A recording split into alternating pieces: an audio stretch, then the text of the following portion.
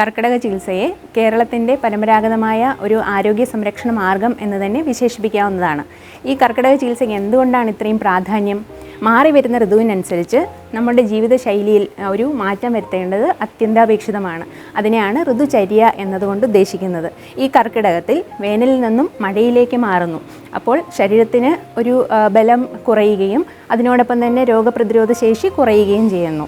ഈ കർക്കിടക ചികിത്സയിലൂടെ രോഗപ്രതിരോധ ശേഷി കുറയുന്നതിനെ വീണ്ടെടുക്കാൻ സാധിക്കുന്നു. അതുപോലെ ഈ കർക്കിടകത്തിൽ നമുക്ക് ശരീരത്തിൽ ഉണ്ടാകുന്ന അതികഠിനമായിട്ടുള്ള വേദന, സന്ധിവേദന, ശ്വാസമുട്ട് തുടങ്ങിയ രോഗങ്ങളുടെ തീവ്രത കുറയ്ക്കുന്നു.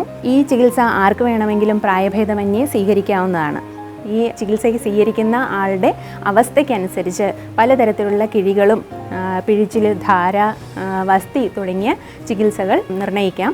അതിനോടൊപ്പം തന്നെ ഔഷധങ്ങളുടെ പ്രയോഗവും നമുക്ക് അത്യന്താപേക്ഷിതമാണ്.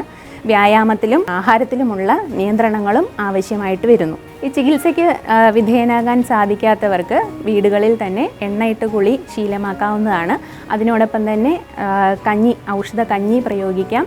ദഹിക്കാൻ എളുപ്പമായിട്ടുള്ള ചുക്ക്, കുരുമുളക്, തിപ്പലി, അതുപോലെ തന്നെ ഉലുവ തുടങ്ങിയ അയമോദകം തുടങ്ങിയ ദ്രവ്യങ്ങളിട്ട് നമുക്ക് കഞ്ഞി ഉണ്ടാക്കി കഴിക്കാവുന്നതാണ്. അതുപോലെ തന്നെ സൂപ്പിൻ്റെ പ്രയോഗം, ചെറുപയറോ അല്ലെങ്കിൽ മാംസമോ ഇട്ട സൂപ്പ് നമുക്ക് സേവിക്കാം. വ്യായാമം ലഘുവായിട്ടുള്ള രീതിയിൽ വ്യായാമവും ശീലിക്കുക. നന്ദി.